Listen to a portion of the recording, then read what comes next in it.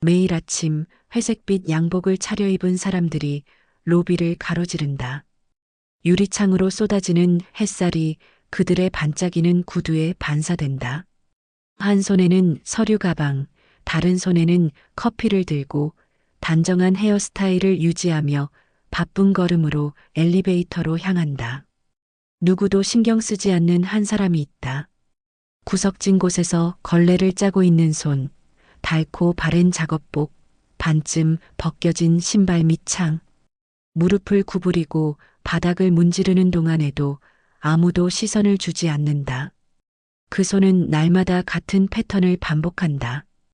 걸레를 물에 헹구고 힘껏 짜내고 다시 바닥을 문지른다. 하지만 그 손이 예전에 바둑판 위에서 돌을 놓던 손이라는 것을 아는 사람은 없다. 높은 천장과 대리석 바닥으로 이루어진 로비 한가운데에서 목소리가 울려 퍼진다. 이봐, 거기. 손님용 소파에 앉아 신문을 펼친 남자가 청소부를 향해 손짓한다. 신문을 내린 얼굴엔 자만심이 서려 있다. 맞춤 정장과 값비싼 시계가 빛난다. 여길 좀 봐. 바닥이 더럽잖아. 걸레를 짜던 손이 잠시 멈춘다. 바닥을 올려다보지만 얼룩 하나 보이지 않는다. 하지만 아무 말 없이 천천히 걸레를 다시 들고 남자가 가리킨 바닥을 닦는다. 그래, 그렇게 해야지. 남자는 비웃듯이 신문을 다시 펼친다. 몇 줄을 읽던 남자가 문득 고개를 들더니 천천히 물어본다. 그런데 바둑 둘 줄 아나? 조용한 움직임이 일순간 멈춘다. 요즘 바둑에 재미를 붙였거든. 그런데 상대가 없어. 신문을 탁 내려놓고 주머니에서 흰 돌 하나를 꺼내 책상 위에 놓는다. 내가 직접 가르쳐 줄 수도 있어. 어차피 하루 종일 시간 많잖아. 기다렸다는 듯 비웃음을 띤 얼굴. 주변을 지나는 몇 명이 흘끔거리며 듣는다. 청소부는 아무 말 없이 걸레를 다시 물에 적신다. 그래도 시간이 남으면 말해. 내가 좀 재미를 봐야 하니까. 남자는 주머니에 검은 돌 하나를 돌려 넣으며 의자에 등을 기댄다. 사람들은 곧 흩어졌고 다시 일상이 이어졌다. 하지만 한 사람의 손만은 여전히 물기 어린 걸레를 힘주어 쥐고 있었다. 먼지가 쌓인 바둑판을 오랜만에 마주한 듯한 그 손이 고급 빌딩 안에서 매일 반복되는 일상이 계속되었다. 로비 한쪽에서 묵묵히 걸레질을 하고 쓰레기통을 비우는 노인이 있었다. 누구도 관심을 두지 않았고 때로는 길을 막는다고 눈살을 찌푸리는 사람도 있었다. 엘리트 사업가들이 오가는 공간에서 한낱 청소부의 존재는 공기처럼 여겨졌다. 그러던 어느 날 새로 입주한 사업가가 건물의 모습을 드러냈다. 수십억대 자산을 운용하는 금융업계 거물이었다. 특유의 오만한 태도와 자신감 넘치는 걸음걸이, 깔끔하게 빗어 넘긴 머리까지 모든 것이 완벽했다. 주변에서는 그의 일거수일투족을 주목했다. 회의실로 들어설 때마다 사람들이 자리에서 일어나 인사했고, 로비에서는 작은 일 하나에도 간부급 직원들이 직접 나서서 그를 응대했다. 그날도 습관처럼 로비를 청소하던 노인은 엘리베이터 앞에 서 있었다. 물걸레를 손에 쥐고 묵묵히 바닥을 닦던 중 뒤에서 갑작스럽게 들려오는 신경질적인 목소리가 들렸다. 여기 청소부 관리 제대로 안 하나? 하루 종일 로비를 질질 끌고 다니는 건가? 돌아볼 필요도 없었다. 이미 그 말투만으로도 누가 하는 말인지 알 수 있었다. 근처에서 대화를 듣던 몇몇 직원들이 움찔하며 눈치를 봤다. 저런 사람도 월급을 받나? 참 편한 세상이지. 말이 끝나자마자 주변에서 작게 웃음소리가 새어나왔다. 억지로 참고 있던 이들이 허락이라도 받은 듯 키득거렸다. 노인은 잠시 걸레를 손에서 놓고 몸을 일으켰다. 여전히 무표정한 얼굴이었다. 사업가는 노인의 얼굴을 훑어보더니 비웃듯 어깨를 으쓱했다. 여기서 청소나 하면서 인생을 보낼 거라면 차라리 재미있는 일이라도 찾아야 하지 않겠나? 어차피 사는 게 무료할 텐데. 사람들은 조용히 그들의 대화를 지켜봤다. 모두의 얼굴에는 호기심이 서려 있었다. 무시당하는 청소부가 어떤 반응을 보일지 궁금해했다. 하지만 노인은 별다른 반응을 보이지 않았다. 마치 그런 말을 듣는 것이 익숙하다는 듯 묵묵히 걸레를 다시 집어들었다.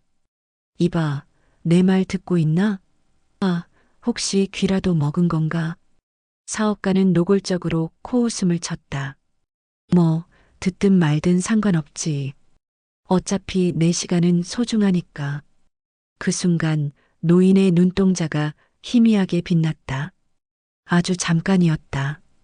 너무 짧은 순간이라 아무도 눈치채지 못했다. 사업가는 한동안 노인을 내려다보다가 갑자기 재미있다는 듯 입꼬리를 올렸다. 좋아, 청소만 하는 인생도 심심할 테니 내기를 하나 하지. 아주 간단한 거다. 사람들의 시선이 더 모여들었다. 사업가는 마치 대단한 유의를 제안하는 것처럼 여유롭게 손을 흔들며 말을 이었다. 바둑 한 판 두는 거지. 물론 내가 이기면 로비 청소는 내 얼굴이 보이지 않는 곳에서만 하도록 해. 여기서 다시 내 눈앞에 보이면 안 돼. 잠시 정적이 흘렀다. 바둑이라는 단어가 나오자 주변 직원들 중 몇 명은 눈을 반짝였다. 사업가는 고급 호텔과 클럽에서 유명한 바둑 애호가였다. 평소에도 자주 바둑을 즐기며 유명 기사들을 초청해 대국을 두곤 했다. 그와 대국을 펼친 사람들 중에는 프로 기사도 있었지만 대개는 그의 재력을 고려해 적당히 봐주는 경우가 많았다. 물론 그는 그것을 전혀 눈치채지 못했다. 노인은 아무런 대답도 하지 않았다. 묵묵히 걸레를 헹구고 다시 바닥을 닦기 시작했다. 그 모습이 오히려 사업가를 더욱 자극했다. 왜? 자신 없나? 아니면 룰을 모르는 건가? 뭐, 그렇다면 알려줄 수도 있지. 사업가의 입가에 비웃음이 떠올랐다. 주변에서도 몇몇이 따라 웃었다. 이곳에서 바둑을 두는 사람이 몇 명이나 될까? 그것도 단순한 청소부가. 한참 동안 조용하던 노인이 마침내 입을 열었다. 내기가 끝나면 무엇을 걸겠나? 사업가는 흥미롭다는 듯 미소를 지었다. 좋아, 청소부 주제에 자신감이 있군. 그래, 혹시라도 이기기라도 하면 원하는 걸 들어주지. 하지만 그럴 가능성은 없다고 봐야지. 노인은 더 이상 말하지 않았다. 사람들은 웅성거리며 이번 일을 어떻게 받아들여야 할지 고민했다. 고작 청소부가 바둑을 두겠다고 나서는 것이 가당키나 한 일일까? 사업가는 자신만만한 표정으로 노인을 바라봤다. 그럼 내기 성립인가? 좋아. 그럼 이번 주 금요일 저녁 최상층 회의실에서 만나도록 하지. 바둑을 두는 장소가 단순한 로비나 휴게실이 아닌 고급 회의실이라는 점에서 그의 의도가 엿보였다. 누가 보더라도 이 승부는 쇼에 불과했다. 사업가는 이 경기를 오직 하나의 목적을 위해 기획했다. 노인의 처참한 패배를 많은 사람 앞에서 똑똑히 보여주고 다시는 자신의 시야에 들어오지 못하게 만들려는 것이었다. 노인은 그저 고개를 끄덕였다. 사업가는 더 이상 관심 없다는 듯 휴대폰을 꺼내며 엘리베이터를 탔다. 문이 닫히자마자 로비에는 다시 웅성거림이 가득했다. 정말 바둑을 둘 줄 알까? 어쩌면 그냥 장기 정도밖에 모르는 거 아닐까? 이건 거의 장기판에서 코끼리를 어디다 둘지 모르는 수준일 수도 있어. 누구도 노인이 바둑을 둘 줄 안다고 믿지 않았다. 건물 안에 있는 직원들은 그저 이번 승부가 어떻게 흘러갈지, 얼마나 처참한 결말이 날지 예상할 뿐이었다. 하지만 아무도 알지 못했다. 금요일 저녁 그 회의실에서 벌어질 광경을. 금요일 저녁이 다가올수록 빌딩 안은 묘한 긴장감에 휩싸였다. 아무도 대놓고 관심을 보이진 않았지만 엘리트들이 모이는 이곳에서 작은 해프닝조차도 소문이 돌기 마련이었다. 로비 한 구석에서 바닥을 닦던 청소부가 금융계의 거물과 바둑을 둔다는 사실은 많은 이들에게 흥미로운 구경거리가 되었다. 평소 엄격한 보안이 적용되는 최상층 회의실 앞에는 예상보다 많은 사람들이 몰려 있었다. 직속 직원들 뿐만 아니라 같은 빌딩에서 일하는 다양한 분야의 사람들도 삼삼오오 모여들었다. 사업가는 그들의 관심을 즐기며 느긋하게 회의실 문을 열었다. 넓은 회의실 중앙에는 고급스러운 바둑판이 놓여 있었다. 검은색과 흰색 돌이 가지런히 정돈되어 있었고 반짝이는 목재 바둑판은 마치 예술품처럼 보였다.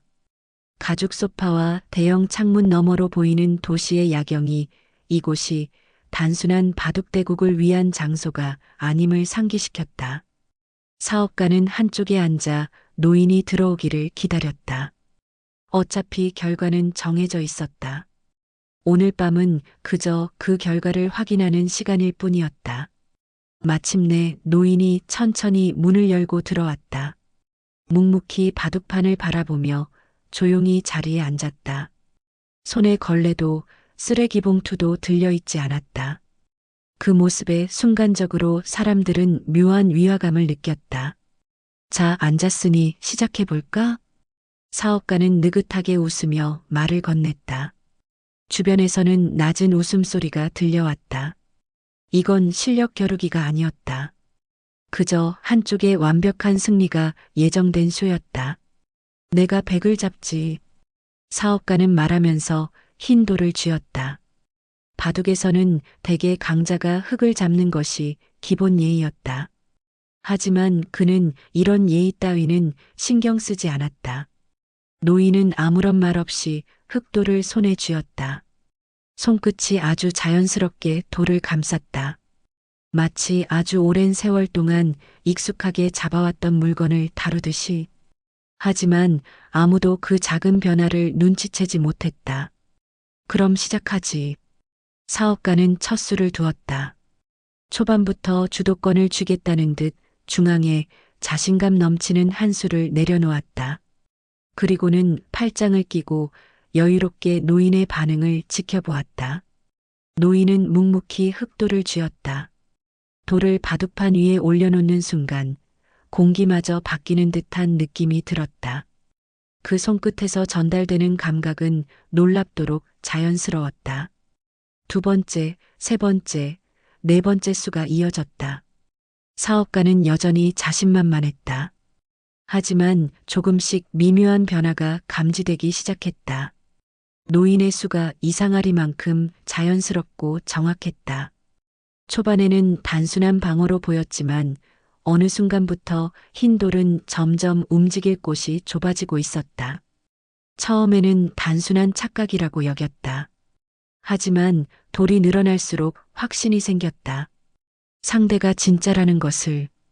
어느 순간부터 사업가는 무의식적으로 입술을 깨물고 있었다. 주변에 모여있던 사람들도 하나둘씩 숨을 죽였다. 방 안에는 돌을 내려놓는 작은 소리와 기묘한 정적만이 흐르고 있었다. 사업가는 눈앞에 펼쳐진 바둑판을 다시 한번 바라보았다. 이상했다. 분명 단순한 청소부가 아니라 오랜 시간 훈련받은 사람만이 보여줄 수 있는 형세였다. 이거 꽤 하는데? 애써 웃으며 말을 던졌지만 목소리는 살짝 떨렸다. 지금까지 이런 감정을 느낀 적이 없었다. 어디에서 잘못된 것일까? 처음부터? 아니면 방금 전수에서? 순간적으로 떠오른 생각이 있었다. 설마 이 바둑 일부러 둔 거야? 입안이 바싹 말랐다. 지금까지 바둑을 둔 많은 사람들이 있었다. 하지만 대부분은 자신을 적당히 맞춰주었고 혹은 그저 게임을 즐기는 수준이었다. 하지만 눈앞의 이 노인은 달랐다.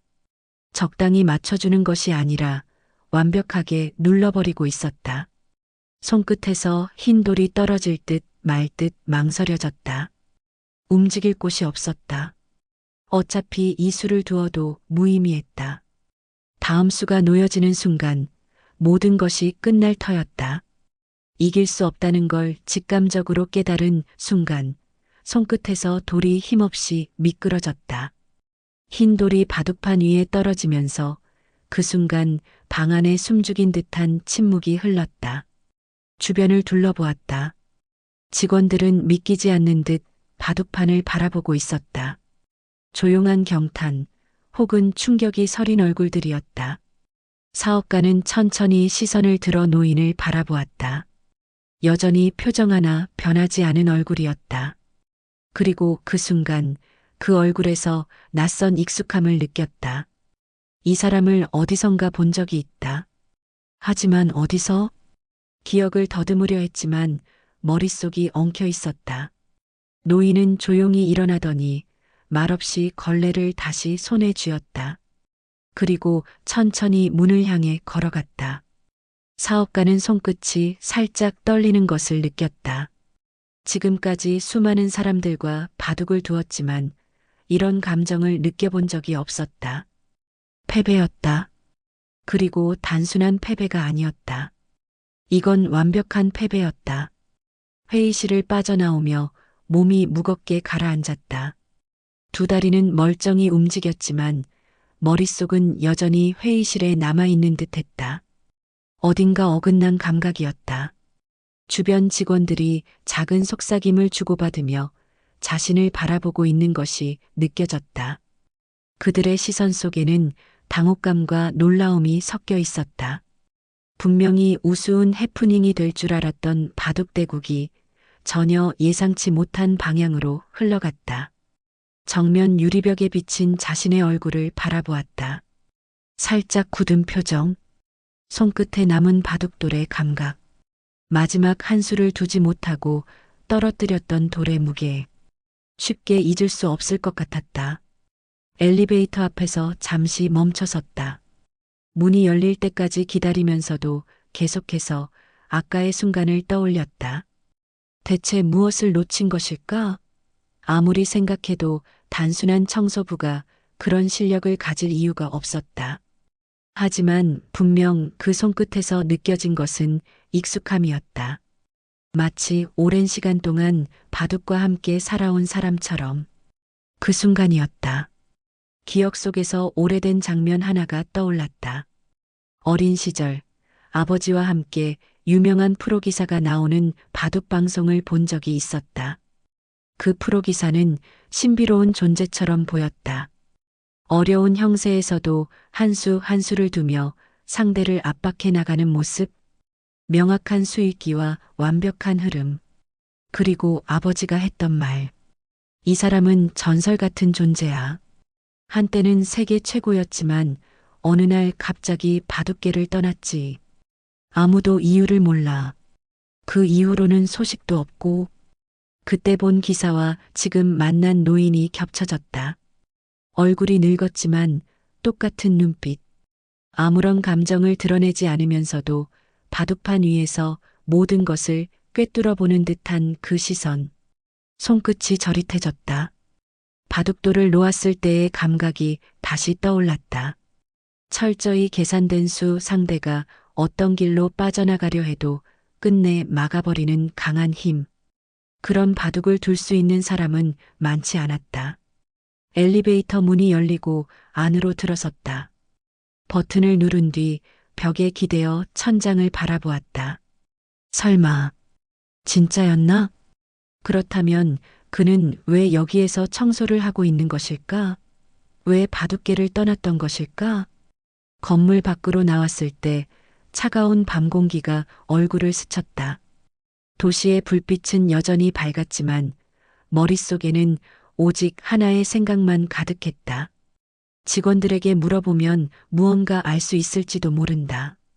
이 건물에서 청소를 한 지 얼마나 되었는지, 어디에서 왔는지, 하지만 그것보다도 직접 확인해야 했다. 발걸음이 자연스럽게 건물 뒤편의 작은 창고로 향했다. 그곳은 청소도구와 용품들이 보관되는 장소였다. 평소에는 신경도 쓰지 않았던 공간이었다. 하지만 지금은 그 안에 있는 누군가를 만나야만 했다. 문을 열었을 때 안쪽에서 정리 중이던 노인이 천천히 몸을 돌렸다. 여전히 묵묵한 표정이었다. 어떤 말을 해야 할지 몰랐다. 머릿속에는 수많은 질문이 떠올랐지만 입 밖으로 꺼내기가 쉽지 않았다. 바둑판 앞에서와는 전혀 다른 감각이었다. 입술을 한번 다물었다가 떼며 조심스럽게 입을 열었다. 이름을 여쭤봐도 될까요? 노인은 잠시 말없이 서 있다가 다시 몸을 돌려 정리를 계속했다. 마치 아무 일도 없었다는 듯이. 당신, 누구죠? 다시 한번 질문을 던졌다. 하지만 대답은 없었다. 대신 창고 안에 걸려있던 낡은 걸레를 천천히 접는 손길만이 보였다. 묵묵한 태도에 당황했지만 분명한 확신이 들었다.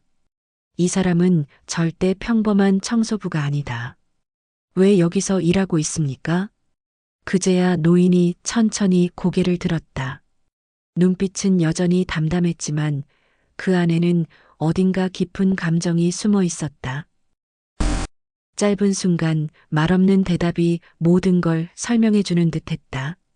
삶은 예측할 수 없는 방향으로 흘러간다. 어떤 사람은 정상에 올랐다가도 어느 날 사라진다.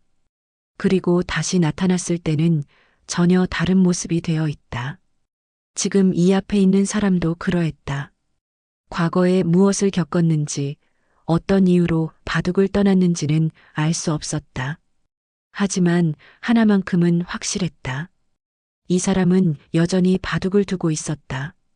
누군가가 알아보든 말든 자신을 증명할 필요 없이 그저 돌을 잡고 바둑판을 마주하고 있었다. 그리고 그 사실이 더욱 충격적으로 다가왔다. 창고 문을 닫고 돌아서며 밤 공기를 깊이 들이마셨다. 차가운 공기가 폐를 타고 들어가면서 정신이 맑아지는 듯 했지만 마음은 여전히 복잡했다. 건물 로비로 돌아가는 길에 걸음을 멈추고 창가에 기대어 바깥을 바라보았다. 도시는 여전히 화려했다. 거리는 형형색색의 불빛으로 가득 찼고 도로 위를 질주하는 차량들의 헤드라이트가 길을 비추고 있었다. 하지만 불빛과는 대조적으로 머릿속은 어둠 속을 헤매고 있었다. 청소부라 불리는 노인의 손끝에서 느껴졌던 감각이 쉽게 사라지지 않았다. 단순한 노인이 바둑을 그렇게 둘 수 있을 리 없었다. 처음에는 단순한 우연이라고 생각했지만 점점 더 확신이 강해지고 있었다. 이 사람은 과거에 대단한 존재였을 것이다. 그렇다면 왜 여기서 이런 일을 하고 있는 걸까? 이런 의문을 가진 채 그대로 돌아갈 수 없었다. 다음 날 출근하자마자 건물 관리팀에 연락했다. 일부러 자연스럽게 물어보는 척하며 청소부들의 근무 기록을 확인할 수 있냐고 물었다. 관리팀 직원은 별 의심 없이 최근 근무 내역을 메일로 보내주었다. 노인의 이름은 박정우. 그리 특별할 것 없는 이름이었다. 하지만 어딘가에서 들어본 것만 같았다. 다른 문서를 살펴보니 근무한 지는 약 2년이 조금 넘었다. 그 이전 기록은 없었다. 출신지나 과거 경력 같은 것도 기재되지 않았다. 이름을 검색해 보았다. 한동안 화면이 바뀌지 않았다. 검색 결과가 거의 나오지 않았다. 하지만 계속해서 스크롤을 내리던 중 낡은 기사 하나가 눈에 들어왔다. 천재 프로기사 박정우, 돌연 은퇴 선언. 손끝이 떨렸다. 기사를 클릭했다. 내용은 단순했다. 30년 전 바둑계를 뒤흔들었던 전설적인 프로기사 박정우가 갑작스럽게 은퇴를 선언했다는 것이었다.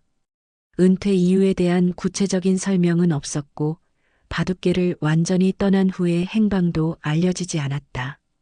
그 후 몇 년 동안 바둑 팬들 사이에서 온갖 소문이 돌았다고 적혀 있었다. 병을 앓고 있다. 스캔들이 있었다. 도박 문제에 연루되었다는 등 말도 안 되는 이야기들이었다. 하지만 시간이 지나면서 점점 사람들의 기억 속에서 사라져갔다. 눈앞이 흐려졌다. 그 인물이 지금 건물에서 바닥을 닦고 있다. 왜? 어떻게 이런 일이 가능할까? 그날 밤 오피스 건물의 불이 하나둘 꺼질 때까지 자리를 뜨지 않았다. 일부러 청소부들이 퇴근하는 시간까지 기다렸다. 자정이 가까워지자 직원들이 모두 떠나고 청소부들이 하나둘씩 정리를 마치고 나가기 시작했다. 하지만 박정우는 가장 마지막까지 남아 있었다. 출입문 옆에서 기다리던 중 마침내 창고 문이 열리는 소리가 들렸다. 익숙한 걸음걸이. 발소리는 무척 가벼웠다. 문 앞에서 기다리고 있었다. 잠시 후 박정우가 모습을 드러냈다. 변함없는 표정이었다. 그 앞을 막아섰다. 잠시 이야기할 수 있을까요? 그는 멈춰서서 나를 바라보았다. 당신이 박정우 프로 맞죠? 표정이 변하지 않았다. 하지만 눈빛이 미세하게 흔들렸다. 왜 여기서 일하고 있습니까? 긴 침묵. 그저 가볍게 고개를 숙이고 지나가려 했다. 하지만 그렇게 보낼 수 없었다. 30년 전 왜 바둑계를 떠났습니까? 발걸음이 멈췄다. 작은 한숨이 들려왔다. 그리고 박정우는 천천히 고개를 돌렸다. 그걸 묻는 이유가 뭡니까? 처음으로 들려온 목소리는 낮고 차분했다. 어떻게 대답해야 할지 고민했다. 단순한 호기심이라고 말하면 너무 가벼워 보일 것 같았다. 하지만 단순한 호기심만은 아니었다. 바둑을 좋아하는 사람으로서, 그리고 지금 이 현실을 이해하지 못하는 사람으로서 꼭 알고 싶었다. 나는 당신이 누구인지 알고 싶습니다. 박정우는 잠시 나를 바라보았다. 지금의 나는 그저 청소부입니다. 단호한 목소리였다. 그게 당신이 원하는 삶입니까? 아무 대답도 들려오지 않았다. 하지만 표정이 미세하게 흔들리는 것이 보였다. 한때 세계 최고였던 사람이 이렇게 사라지는 게 옳습니까? 박정우는 잠시 숨을 들이마시더니 천천히 고개를 돌려 하늘을 바라보았다. 바둑은 나를 너무 오래 붙잡고 있었습니다. 그 한마디가 귓가에 깊이 남았다. 그게 무슨 뜻입니까? 하지만 박정우는 더 이상 대답하지 않았다. 그리고 조용히 걸음을 옮겼다. 그의 뒷모습을 바라보며 가슴속이 복잡해졌다. 이 사람이 다시 바둑판 앞에 앉을 날이 있을까? 그날 밤 쉽게 잠들지 못했다. 밤새도록 뒤척였다. 머릿속에서 계속해서 맴도는 것은 박정우가 남긴 짧은 말이었다.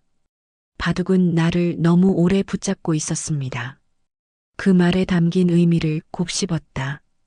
바둑을 그렇게나 잘 두던 사람이 왜 그것을 멀리하려 하는 걸까?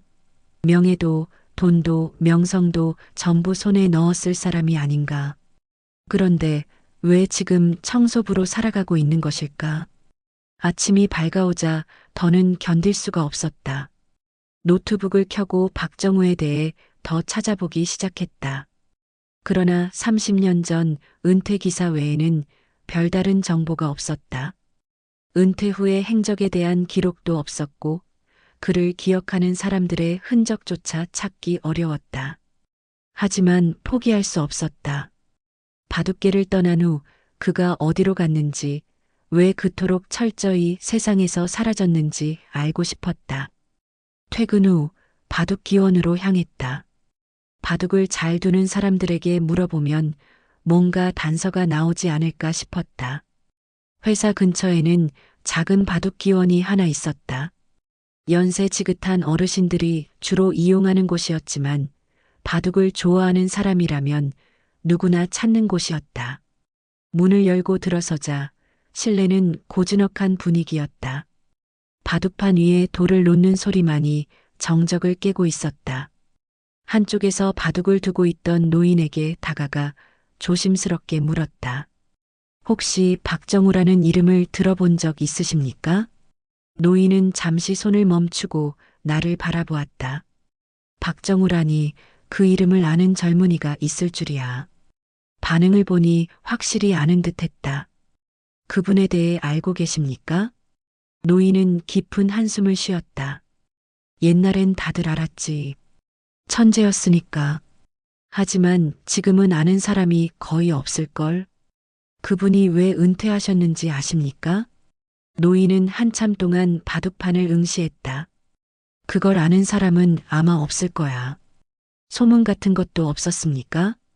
소문이야 많았지. 그런데 진실은 아무도 몰라. 그때 그 사람은 아무 말도 남기지 않고 떠났으니까. 노인의 목소리에는 묘한 안타까움이 묻어 있었다. 정말 천재였습니까? 노인은 조용히 웃었다. 천재? 그걸로는 부족해. 박정우는 바둑을 하는 사람들에게 신과도 같은 존재였어. 아무리 강한 상대가 나와도 항상 이겼지. 세계 대회에서도 국내 대회에서도 바둑의 끝을 본 사람이라고들 했어. 그런데 갑자기 떠나셨군요. 노인은 고개를 끄덕였다. 바둑이 전부였던 사람이 바둑을 버리고 떠났으니 더 이상 말할 게 없지. 아무도 그 이유를 몰라. 노인의 말이 끝나고도 한동안 침묵이 흘렀다. 바둑판 위에 흑돌과 백돌이 흩어져 있었다. 마치 박정우의 삶처럼. 해시태그. 며칠이 지나도 머릿속에서 의문이 떠나지 않았다. 박정우는 여전히 건물 구석에서 묵묵히 바닥을 닦고 있었다. 어느 날 일부러 늦게까지 남아 그가 퇴근할 때까지 기다렸다. 그가 정리를 끝내고 돌아가려 할 때 다시 한번 불러 세웠다. 잠시만요. 그가 멈춰섰다. 30년 전 왜 떠났습니까? 박정우는 천천히 고개를 들었다. 그걸 꼭 알아야 합니까? 네. 바둑을 사랑하는 사람으로서, 그리고 당신이 누구인지 아는 사람으로서. 그는 한숨을 쉬었다. 바둑은 나를 삼켜버렸습니다. 무슨 뜻입니까? 바둑은 내 인생 그 자체였습니다.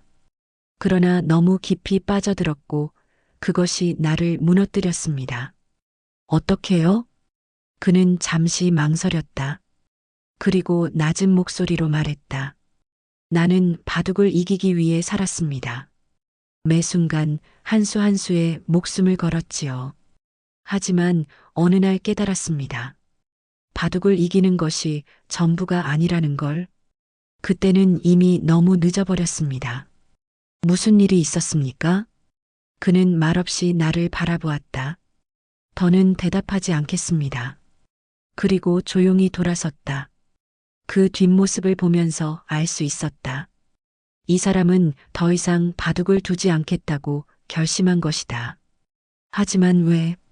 그 이유를 반드시 밝혀야만 했다. 박정우가 남긴 말이 머릿속을 떠나지 않았다. 바둑은 나를 삼켜버렸다. 너무 깊이 빠져들었고 그것이 나를 무너뜨렸다. 바둑을 이기는 것이 전부가 아니라는 걸 깨달았을 때는 이미 너무 늦어버렸다. 그 말이 의미하는 바가 무엇인지 알고 싶었다. 하지만 박정우는 더 이상 말하지 않겠다고 했다. 그가 스스로 털어놓지 않는 이상 그 과거를 알 방법이 없었다. 하지만 며칠 후 뜻밖의 곳에서 단서를 발견했다. 퇴근 후 바둑 기원을 다시 찾았다. 처음 찾아갔을 때 만난 노인이 여전히 같은 자리에 앉아 있었다. 바둑판을 응시하며 혼잣말처럼 중얼거렸다. 박정우의 이름을 듣고 다시 생각해 보니 한 가지 떠오르는 게 있어. 뭐죠? 그 사람 마지막 대국 기억하나? 고개를 저었다. 마지막 대국이라뇨? 노인은 바둑판 위에 흑돌 하나를 올려놓으며 말을 이었다. 박정우는 30년 전 한국과 일본의 국가대항전에서 마지막으로 모습을 드러냈어. 상대는 일본의 전설적인 기사, 이시카와 켄타. 두 사람은 라이벌이었지. 세계대회에서 서로 번갈아가며 우승하곤 했으니까. 노인은 흑도를 집어 바둑판 한쪽에 두었다. 그런데 마지막 대국에서 이상한 일이 벌어졌어. 이상한 일이라뇨? 박정우가 돌을 놓지 않았어. 네. 그 경기 초반부터 박정우가 압도적으로 앞서고 있었어. 누구도 이길 수 없는 완벽한 수들을 두면서 켄타를 몰아붙였지. 그런데 중반이 되자 갑자기 손을 멈췄어. 그리고 한참을 생각하더니 기권을 선언했어. 기권을 했다고요? 그래. 전 세계가 충격에 빠졌지. 절대 질 수 없는 대국이었는데도 돌을 놓아버렸으니까. 그 말을 듣는 순간 심장이 덜컥 내려앉았다. 그리고 그 이후로 박정우는 바둑판 앞에 다시 서지 않았어. 집으로 돌아온 후 노트북을 켜고 30년 전의 국가대항전 기록을 찾기 시작했다. 오래된 기사들을 뒤지자 마침내 그 대국에 대한 짧은 기사 하나를 발견했다. 박정우, 돌을 놓지 않다. 더 이상 둘 이유가 없습니다라는 말과 함께 기권 선언. 더 이상 둘 이유가 없다고? 그 말이 무슨 의미인지 도저히 알 수 없었다. 하지만 그 한마디에 박정우의 모든 것이 담겨 있는 듯 했다. 그날 이후 바둑계를 떠났고 철저히 세상에서 사라졌다. 누군가에게 연락한 기록도 없고 인터뷰도 없었다. 하지만 한 가지 확실한 것은 그가 단순히 패배를 두려워해서 떠난 것이 아니라는 점이었다. 압도적으로 앞서고 있던 상황에서 돌을 놓았다면 분명 그 이유가 있을 것이다. 도저히 참을 수가 없었다. 다음 날 퇴근 후 건물 계단 청소를 하고 있던 박정우를 다시 찾아갔다. 마지막 대국, 왜 기권했습니까? 이번에도 그는 조용히 나를 바라보았다. 그걸 알아서 무엇을 하려고 합니까? 알고 싶습니다. 정말로 알고 싶습니다. 한참 동안 침묵이 흘렀다. 그는 천천히 청소 도구를 내려놓고 벽에 기대어 섰다. 그날 나는 승리를 눈앞에 두고 있었습니다. 한수만 더 두면 상대는 더 이상 버틸 수 없었죠. 그런데 그 순간 손이 멈췄습니다. 왜죠? 그는 눈을 감았다. 그때 깨달았습니다. 나는 바둑을 두는 기계가 되어 있었다는 것을. 나는 숨을 삼켰다. 어릴 때부터 나는 바둑을 위해 살았습니다. 오직 이기기 위해, 오직 최고의 자리에 오르기 위해. 하지만 바둑을 두면 둘수록 나는 감정을 잃어갔습니다. 승리만을 위해 수를 두었고 상대를 이겨야만 한다는 생각에 사로잡혔습니다. 박정우는 천천히 눈을 떴다. 그날 마지막 한 수를 두려던 순간 갑자기 내 앞에 있던 상대가 보이기 시작했습니다. 이시카와 켄타. 그는 내가 바둑을 시작한 이후 처음으로 인정한 사람이었습니다. 하지만 나는 그를 이기겠다는 생각밖에 하지 않았죠. 그러다 문득 내가 지금까지 걸어온 길을 돌아보게 되었습니다. 그의 목소리는 낮았지만 한 단어 한 단어가 깊은 울림을 주었다. 바둑은 나에게 모든 것을 주었습니다. 하지만 그와 동시에 나에게서 모든 것을 빼앗아갔습니다. 그래서 기권을 한 겁니까? 그는 고개를 끄덕였다. 이기고 싶지 않았던 것이 아닙니다. 더 이상 바둑을 둘 이유가 없다고 느꼈습니다.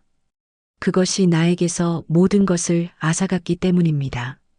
내가 바둑을 통해 얻고자 했던 것이 무엇인지조차 잊어버린 채 기계처럼 돌을 놓고 있었습니다. 그런 자신을 본 순간 돌을 놓을 수 없었습니다. 나는 아무 말도 할 수 없었다. 그가 걸어온 길이 얼마나 외롭고 고통스러웠는지 그 순간 모든 것이 이해되는 것 같았다. 그는 천천히 몸을 돌려 다시 청소 도구를 집어들었다. 나는 바둑을 떠났습니다.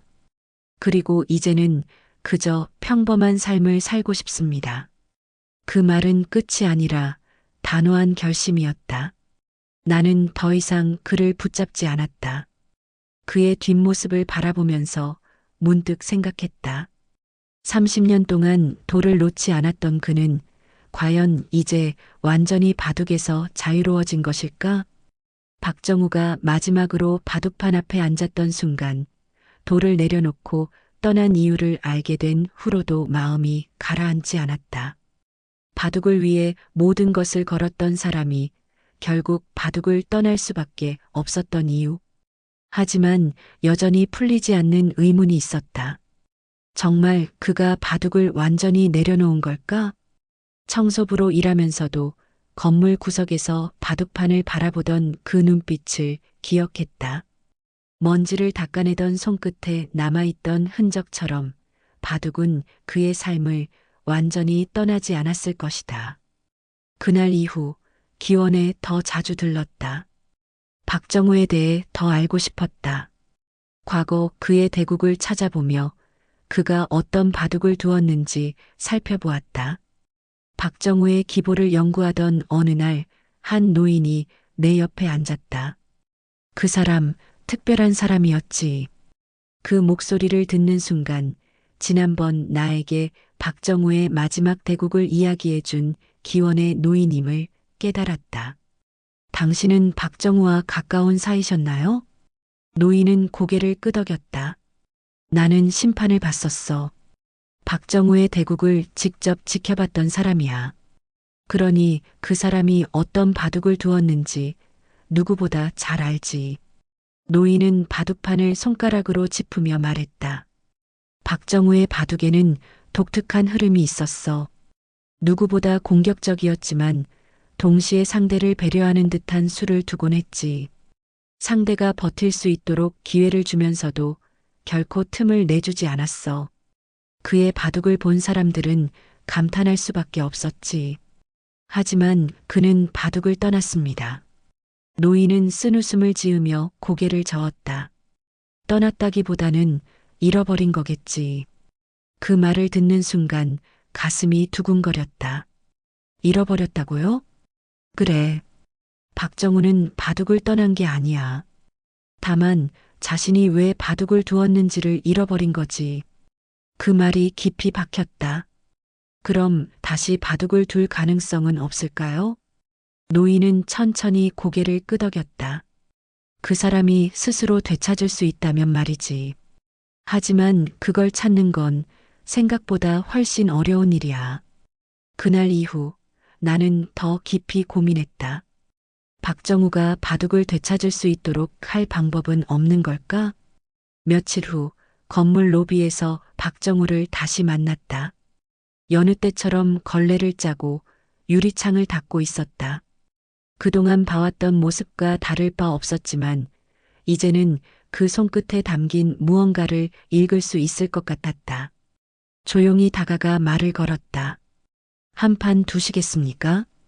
박정우는 고개를 돌려 나를 바라보았다. 이전처럼 무관심한 표정이 아니었다. 한순간 멈칫하는 기색이 스쳤다. 무슨 의미입니까? 그냥 한 판 두고 싶습니다. 요즘 바둑을 배우고 있는데 기보를 보면 볼수록 더 알고 싶어집니다. 그는 아무 말 없이 걸레를 다시 물에 담갔다. 나는 계속해서 말을 이었다. 30년 전의 대국, 마지막 수를 두지 않은 이유는 이해했습니다. 하지만 아직도 바둑을 버리지 못했다는 것도 알고 있습니다. 만약 그렇지 않다면 기원 앞에서 그렇게 오랫동안 서 있지는 않았을 겁니다. 그 순간 박정우의 손이 멈췄다. 걸레를 짜던 손이 힘을 잃고 물이 바닥에 떨어졌다. 당신은 너무 많은 것을 알고 있군요. 그는 천천히 몸을 돌려 나를 바라보았다. 한 판 둔다고 달라질 게 있을까요? 그건 직접 해보지 않으면 모르는 일 아닙니까? 한참 동안 침묵이 흘렀다. 그리고 마침내 그가 입을 열었다. 좋습니다. 단 한 판입니다. 바둑판을 펼쳤다. 박정우는 조용히 돌을 들어 첫 수를 놓았다. 그 순간 공기가 달라졌다. 한동안 정적인 공간 속에서 바둑판 위에 놓인 돌들이 서로 부딪히며 이야기를 만들어 나갔다. 나는 모든 신경을 집중해서 돌을 놓았다. 박정우는 차분하게 응수했다. 초반에는 예상보다 느린 템포로 진행되었다. 그는 나에게 충분히 생각할 시간을 주었다. 하지만 중반에 들어서면서 점점 더 속도가 빨라졌다. 그의 손이 달라지기 시작했다. 돌을 놓는 순간에 힘이 바뀌었고 움직임에는 확신이 담겼다. 그 순간 박정우의 눈빛이 변했다. 바둑을 두기 전과는 완전히 달랐다. 오랜 시간 동안 잃어버렸던 무언가를 되찾는 듯한 표정이었다. 그리고 마침내 마지막 수가 놓였다. 나는 졌다. 완벽하게. 하지만 패배가 아쉽지 않았다. 즐거웠습니까? 그에게 물었다. 박정우는 조용히 바둑판을 내려다보았다. 오랜만에 손끝에 닿은 돌의 감촉을 음미하는 듯했다. 한참 동안 말이 없던 그가 마침내 입을 열었다. 오랜만이군요, 이 기분. 그 말 한마디가 모든 것을 말해주고 있었다. 대국이 끝난 후 박정우는 한동안 바둑판을 바라보았다. 패배한 사람은 나였지만 진짜 긴장하고 있는 사람은 그처럼 보였다. 손끝에 남아있는 바둑돌의 감촉을 잊지 못하는 듯 그는 천천히 손을 들어 바둑판 위에 돌을 한 개씩 정리하기 시작했다. 30년 만의 대국이었습니다. 그가 조용히 말했다. 다시 두실 생각이십니까? 대답을 기대하며 물었지만 박정우는 말없이 바둑돌을 담았다. 그의 표정은 마치 깊은 생각에 잠긴 듯했다. 그 이후로도 나는 꾸준히 기원을 찾았다. 그와 다시 한 판 두고 싶었다. 하지만 그는 더 이상 바둑판 앞에 앉으려 하지 않았다. 그러던 어느 날 건물 로비를 지나는데 청소도구를 챙기던 박정우의 손길이 유독 어색해 보였다. 한 손으로만 대걸레를 밀며 다른 손을 부드럽게 주무르는 모습이 보였다. 손이 아프십니까? 그는 놀란 듯 나를 쳐다보았다. 괜찮습니다. 하지만 그의 손은 분명 달라져 있었다. 바둑을 둘 때와는 달리 무거운 짐을 들고 반복되는 노동을 하면서 손이 굳어졌고 관절도 약해진 듯 보였다. 혹시 그것이 바둑을 피하는 이유일까? 그 순간 오랜 세월이 그의 어깨에 얼마나 큰 짐이 되었는지를 깨달았다. 바둑은 단순한 게임이 아니었다. 누군가에게는 예술이었고 누군가에게는 싸움이었다. 그리고 박정우에게는 삶 그 자체였다. 하지만 손이 예전 같지 않다면 그는 예전처럼 바둑을 둘 수 없다고 생각하고 있을지도 모른다. 그렇다면 그가 잃어버린 것은 바둑이 아니라 바둑을 둘 자신감이 아닐까? 그날 이후 나는 기원을 찾아가 작은 계획을 세웠다. 기원에서 마주친 한 젊은 프로기사가 있었다. 그는 박정우를 직접 본 적은 없지만 기보를 통해 그의 실력을 잘 알고 있었다. 나는 조심스럽게 그에게 부탁했다. 한번 청소부 아저씨와 바둑을 더 주실 수 있겠습니까? 젊은 기사는 의아한 표정을 지었다. 그분이 바둑을 두십니까? 오래전에는 프로였습니다. 하지만 지금은 거의 손을 놓았습니다. 저는 그분이 다시 바둑을 두었으면 합니다. 하지만 스스로 원하지 않으면 억지로 둘 수 없겠죠. 그 말이 맞았다. 하지만 나는 단순한 대국이 아니라 박정우가 다시 바둑에 대한 감각을 되찾을 수 있도록 돕고 싶었다. 제가 질 테니 대신 바둑을 두면서 조언을 해 주십시오. 상대를 하는 동안 다시 바둑의 흐름을 느낄 수 있게요. 젊은 기사는 흥미를 느낀 듯 고개를 끄덕였다. 그렇다면 한번 해보죠. 며칠 후 나는 기원에서 박정우를 다시 만났다. 기원까지 따라다니는 겁니까? 그는 피식 웃으며 말했다. 아닙니다.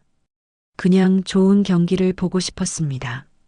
바둑판에는 이미 젊은 기사가 앉아 있었다. 나는 박정우를 바라보며 말했다. 관전만이라도 하시겠습니까? 그는 한동안 침묵하더니 천천히 걸음을 옮겨 내 옆에 앉았다. 누가 이길까요? 나는 질문을 던졌다. 흙이 불리합니다. 이미 중심을 내주었죠. 박정우는 아무렇지 않게 해설을 하기 시작했다. 처음에는 단순한 의견 같았지만 점점 더 구체적인 설명이 이어졌다. 대국이 중반에 접어들 무렵 그는 어느새 손끝으로 바둑돌을 만지작거리며 움직이고 있었다. 저라면 이렇게 두겠습니다. 그는 무심코 한수를 놓았다. 젊은 기사는 놀라운 눈빛으로 바둑판을 내려다보았다. 굉장한 수입니다. 박정우는 깨달은 듯 손을 거두었다. 하지만 그의 표정에는 약간의 흔들림이 있었다. 그는 다시 바둑을 원하고 있었다. 그날 이후 박정우는 다시 기원의 모습을 드러내기 시작했다. 하지만 그는 여전히 직접 바둑을 두려워하지 않았다. 나는 그에게 직접적인 강요는 하지 않았지만 매일 바둑판 앞에 앉아 그의 의견을 구했다. 어느 날 기원에서 유명한 프로기사의 대국이 열렸다. 박정우는 그날 처음으로 바둑판 앞에 앉아 대국을 지켜보았다. 그의 손끝이 바둑돌 위에서 맴돌았다. 그리고 마침내 그는 작은 한숨을 내쉬며 말했다. 아직도 이렇게 뛰어난 사람들이 많군요. 나는 웃으며 대답했다. 그렇지만 그 누구도 박정우 선생님의 바둑을 따라 할 수 없습니다. 그는 아무 말 없이 나를 바라보았다. 그 순간 바둑을 두고 싶어하는 눈빛이 스쳤다. 박정우는 마침내 깨닫기 시작했다. 잃어버렸던 것은 바둑이 아니라 자신감이었다는 것을. 그리고 그는 다시 손을 뻗기 시작했다. 기원의 문이 열리고 박정우가 걸어 들어왔다. 매일처럼 바둑판을 바라보기만 했던 그가 오늘은 한결 다른 표정이었다. 긴장도 망설임도 없이 곧장 바둑판 앞으로 걸어가더니 빈자리에 앉았다. 주변에 있던 사람들은 자연스레 시선을 그에게로 향했다. 오늘은 직접 한 판 두시겠습니까? 나는 조심스레 물었다. 그는 잠시 말없이 손끝으로 바둑돌을 굴리더니 천천히 고개를 끄덕였다. 마지막으로 한 판 두고 싶소. 기원의 분위기가 묘하게 바뀌었다. 몇몇 사람들은 속삭이며 그의 과거를 이야기했다. 젊었을 때 명성을 떨쳤던 프로기사라는 사실을 아는 사람들도 있었다. 하지만 지금은 기원을 찾아오는 노년의 청소부일 뿐이었다. 상대는 이전에 박정우의 기보를 보고 감탄했던 젊은 프로기사였다. 그는 겸손한 태도로 자리에 앉으며 바둑판을 정리했다. 선배님의 바둑을 직접 볼 수 있다니 영광입니다. 박정우는 가볍게 웃었지만 그의 눈빛은 예전과 달랐다. 대국이 시작되었다. 바둑판 위에 흑과 백이 교차하며 놓일 때마다 공기가 묵직해졌다. 초반에는 서로 무난한 수를 주고받았다. 그러나 중반에 접어들면서 흐름이 바뀌기 시작했다. 박정우는 오래전 프로 시절처럼 한 수 한 수 깊은 고민 끝에 돌을 놓았다. 그의 수는 마치 거센 바람처럼 상대의 진영을 흔들었고 젊은 기사는 예상치 못한 수에 당황하며 다시 계산을 해야 했다. 대국을 지켜보던 사람들의 눈빛이 변했다. 단순한 흥미가 아닌 진정한 명승부를 보는 감탄이었다. 기보를 복귀하던 사람들이 하나둘 손을 멈추고 바둑판을 주시했다. 그 순간 박정우가 손을 멈췄다. 그는 오랫동안 바둑돌을 만지작거리며 깊이 생각했다. 그리고 마침내 마지막 한 수를 놓았다. 젊은 기사는 한참 동안 바둑판을 바라보았다. 졌습니다. 마지막 수를 본 순간 그는 패배를 직감했다. 한 끗 차이로 전세가 완전히 뒤집혔다. 기원아는 정막에 휩싸였다. 한동안 아무도 말을 하지 못했다. 그리고 마침내 박정우가 조용히 입을 열었다.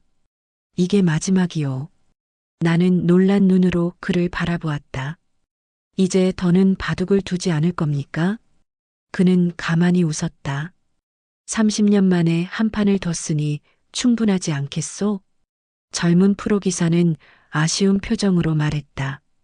선배님, 지금도 충분히 대단한 실력을 가지고 계십니다. 앞으로도 계속 두시면 어떨까요? 박정우는 천천히 고개를 저었다. 이제야 깨달았소. 난 바둑을 그리워한 게 아니었소. 바둑을 두지 못한다는 두려움 때문에 피하고 있었던 거요. 하지만 오늘 그 두려움을 이겼으니 이걸로 됐소. 나는 그를 설득하려 했지만 그의 표정은 단호했다. 청소부로 사는 내 삶도 이제는 소중하오. 바둑이 전부였던 시절을 지나 이제는 새로운 삶을 즐기고 싶소. 그 말을 듣고 나서야 나는 그의 결정을 존중해야 한다는 걸 깨달았다. 박정우는 조용히 자리에서 일어났다. 그의 뒷모습을 바라보며 나는 문득 생각했다. 바둑은 이기고 지는 것이 전부가 아니다. 때로는 한 판의 대국이 누군가의 삶을 변화시킬 수도 있다. 그는 오늘 다시 한번 바둑을 두었고 자신이 여전히 강하다는 것을 증명했다. 그러나 그것보다 중요한 것은 바둑이 없더라도 삶을 살아갈 수 있다는 걸 깨달았다는 것이었다. 박정우의 마지막 한 수는 승패를 가르는 한 수가 아니라 그의 인생을 마무리하는 한 수였다. 그가 기원을 떠나는 모습을 보며 나는 마지막으로 속삭였다. 좋은 대국이었습니다.